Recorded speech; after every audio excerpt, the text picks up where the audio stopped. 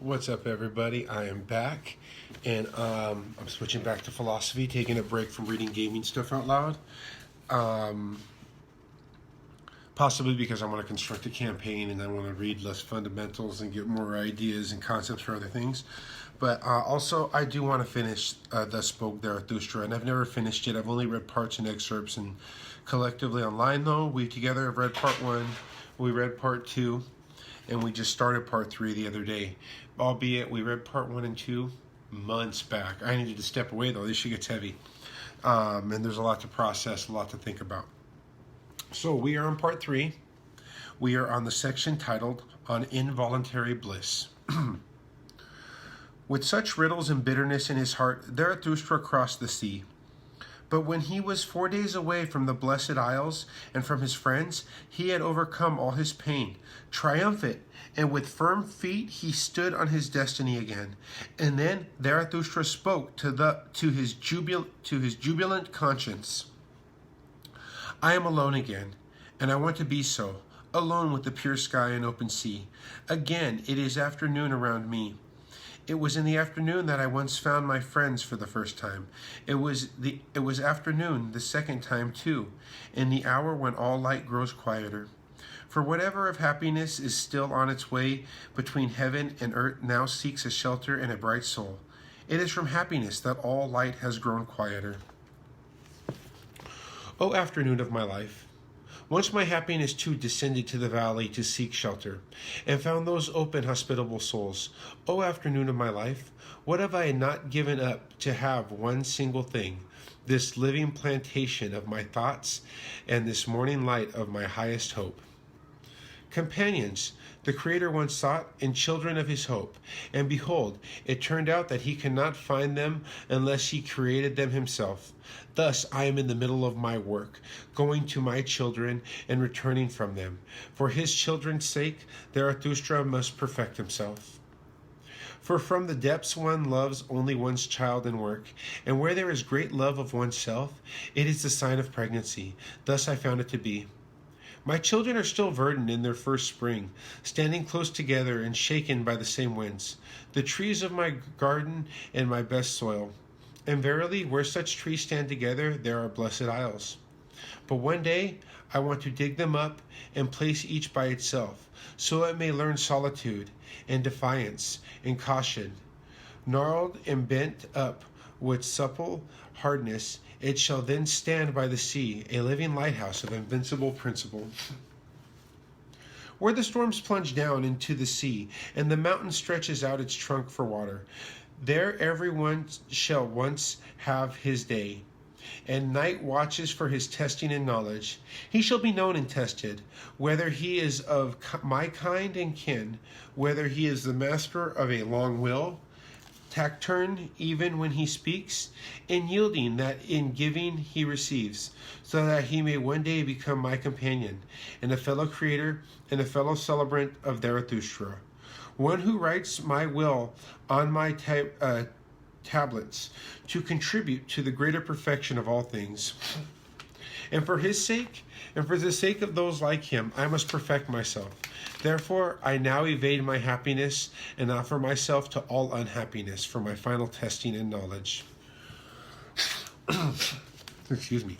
And verily, it was time for me to leave, and the wanderer's shadow, and the longest boredom, and the stillest hour, they all urged me. It's high time. The wind blew through my keyhole and said, "Come." Cunningly, the door flew open and said to me, "Go." But I lay there, chained to the love for my children.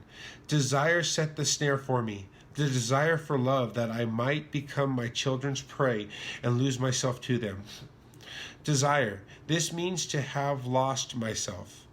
I have you, my children. In this experience, everything shall be security and nothing desire. But brooding, the son of my love lay on me. Zarathustra was cooking in his own juice. Then shadows and doubts flew over me. I yearned for frost and winter. Oh, that frost and winter might make me crack and crunch again. I sighed. Then icy mists rose from me. My past burst into tombs. Many a pain that had been buried alive awoke, having merely slept, hidden in burial shrouds. Thus everything called out to me in signs, "It is time." But I did not hear, until at last my abyss stirred and my thought bit me. Alas, abysmal thought, that is my thought. When shall I find the strength to hear you burrowing without trembling any more?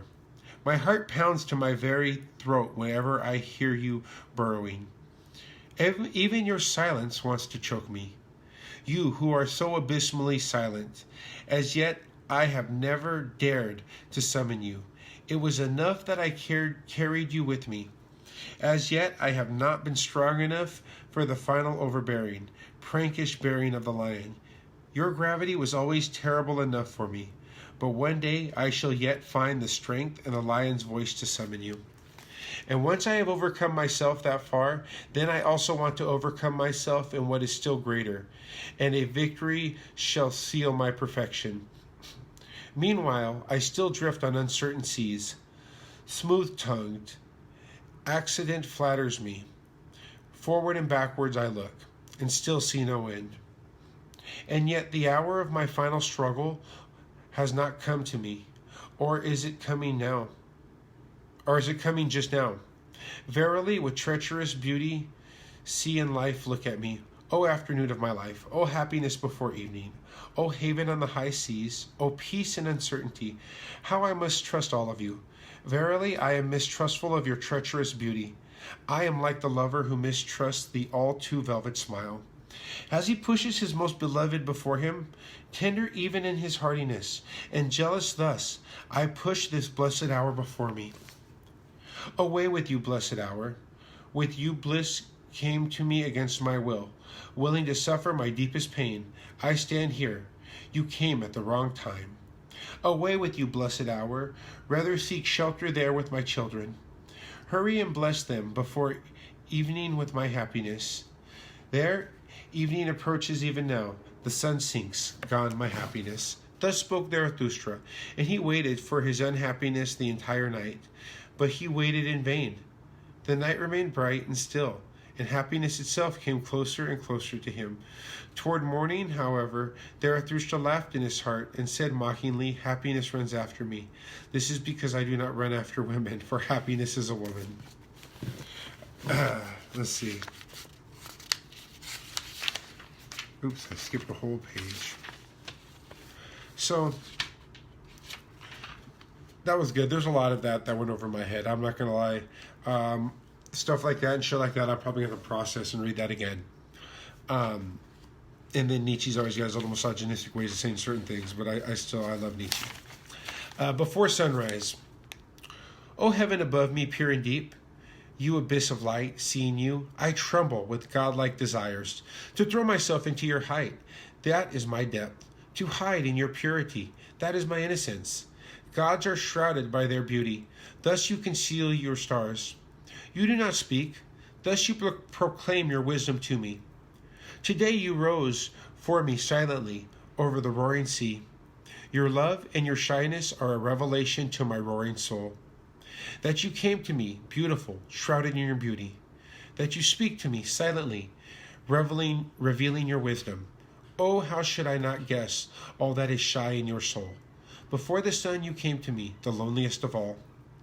We are friends from the beginning.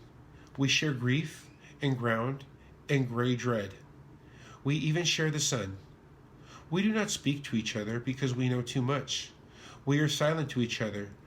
We smile our knowledge at each other. Are you not the light for my fire? Have you not the sister soul to my insight? Together we have learned everything. Together we have learned to ascend over ourselves, to ourselves, and to smile cloudlessly, to smile down cloudlessly from bright eyes, and from a vast distance when constraint, and contrivance and guilt steam beneath us like rain. And when I wander alone, for whom did my soul hunger at night on false paths? And when I climbed mountains, whom did I always seek on the mountains if not you? And all my wandering and mountain climbing were sheer necessity, and in a help in my helplessness, what I want with all my will is to fly, to fly into you. And whom did I hate more than drifting clouds and all that stains you? And I hated even my own hatred because it stains you. I loathed the drifting clouds, those stealthy great cats which prey on what you and I have in common, the uncanny, unbounded, yes, and amen. We loathe these mediators and mixers, the drifting clouds that are half and half, and have learned neither to bless nor to curse from the heart. Rather would I sit in a barrel under closed havens, rather sit in the abyss without a heaven. Sorry, let me start that paragraph. Rather would I sit in a barrel under closed heavens, rather sit in the abyss without a heaven, than see you, bright heaven, stained by drifting clouds. And often I had the desire to tie them fast with the jagged golden wires of the lightning, that like thunder I might beat the big drums on their kettle belly, an angry kettle drummer, because they rob me of your yes and amen, O heaven over me, pure and light, your abyss of light, because they rob you of my yes and amen. For I prefer even noise and thunder and storm curses to this deliberate, doubting cat's calm. And among men, too, I hate most of all the soft treaders and those who are half and half, in doubting, tottering drift clouds. And whoever cannot bless should learn to curse. This bright doctrine fell to me from a bright heaven. This star stands in my heaven, even in black nights. I'm sorry, but those are words I live by, and those are words I gotta pass on to you guys. Some motherfuckers are gonna say haters are gonna hate. This is some real witch shit right here. Even though this is existentialism. Whoever cannot bless should learn to curse. And whoever cannot bless should learn to curse. This bright doctrine fell to me from a bright heaven. This star stands in my heaven, even in black nights.